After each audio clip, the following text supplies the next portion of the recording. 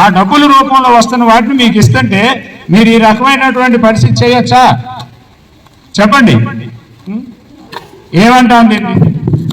వాడు నోట్స్ రాసుకున్నాడు, ఈ రకంగా చించుతారా నోట్స్? చెప్పండి. ఇది మంచి విధానమా? ఇప్పుడు వాడు నోట్స్లు ఈ రకంగా చించారు అంటే ఆ చించిన వాళ్ళ మనస్తత్వం ఏ విధంగా ఉంది? అది భవిష్యత్తులో చాలా ఇబ్బందికరం అవుతుంది. అది మీరేదో ఇవాళ చించామో మేము ఎవరిని చించామో వాళ్ళకి తెలియదు అనుకుంటున్నారు. ఇవాళ ఒక తప్పు చేస్తే ఎప్పుడైనా బయటపడింది. ఎన్ని నోట్స్లు చించారు, టెక్స్ట్ పుస్తకాలు కూడా చించారు. ఇదే కాదు, మొన్న నాకు కూడా ఒక ఇద్దరు తీసుకొచ్చి చూపించారు ఇట్లా చించేశారని. చూడండి,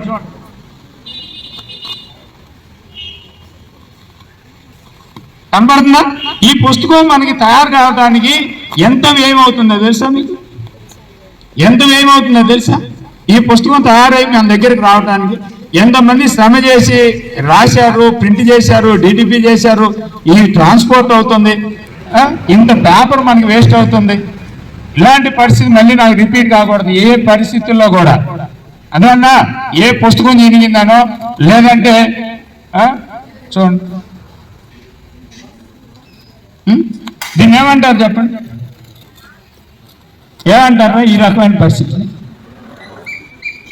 ఈసారి మళ్ళీ మన పాఠశాలలో అలాంటిది రిపీట్ అయితే మాత్రం బాగుండు. చెబుతున్నా, చించొద్దు. మీకు ఏమన్నా వాడి మీద కోపం మాకు చెప్పండి. టీచర్స్ ఉన్నారు, వాడు ఈ తప్పు చేశాడని చెప్తే దానికి పనిష్మెంట్ ఇద్దాం. మీరు ఆ పుస్తకాల నుంచి పనిష్మెంట్ ఇస్తే అది మీకు చాలా ఇబ్బంది అయ్యిద్ది. అలాంటివి చేయటం కానీ అన్నం మెతుకులు కింద వేస్తున్నారు. ఒక్క మెతుకు మన దగ్గర రావడానికి ఎంత కష్టమో తెలుసా మీకు? తెలుసా మీకు? ఎంతమంది తెలుసు? ఒక మెతుకు మన దగ్గరికి రావటం దాని వెనకున్నటువంటి శ్రమ ఎంతమందికి తెలుసు? తెలుసా? మరి మీ అందరికీ తెలుసా? గతంలో కూడా చెప్పాం. మరి తెలిసిన వాళ్ళు కొంతమంది తెలియదు. దించండి. ఆ మెతుకు మన దగ్గరికి రావడానికి వడ్ల గింజ సేకరించి నారు వేసి నారు పెంచి అది పీకి నారుమడిలో నుంచి పీకి నాటు వేసి దానికి సస్య రక్షణ చేసి ఎరువులేసి పురుగు మందు వేసి దాన్ని పెంచి బలం మందేసి కలుపు తీసి 4 నెలలు 5 నెలలు 3 నెలలు పైగా వాటిని పెంచి వాటిని కోత కోసి కొప్పేసి నూర్చి వాటిని మరలా మిల్లుకు తోలి అక్కడ మిల్లులో ఒడ్లు గింజ అయ్యి మనకి ఒడ్లు గింజ బియ్యం గింజగా మారి మనకి ట్రాన్స్పోర్ట్ అయ్యి షాపులకు వచ్చి షాపుల నుంచి ఇక్కడ రావడానికి దాని వెనక ఎంతో వ్యయం ఉంది, ఎంతో శ్రమ ఉంది, ఎంతో ఖర్చు ఉంది.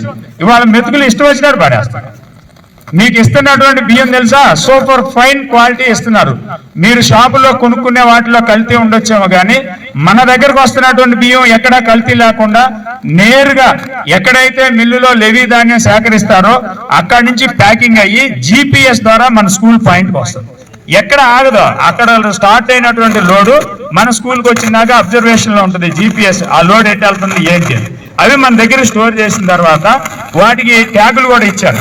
ఆ ట్యాగులు మనం వెంటనే OTP ద్వారా ఆన్లైన్ చేయాలి.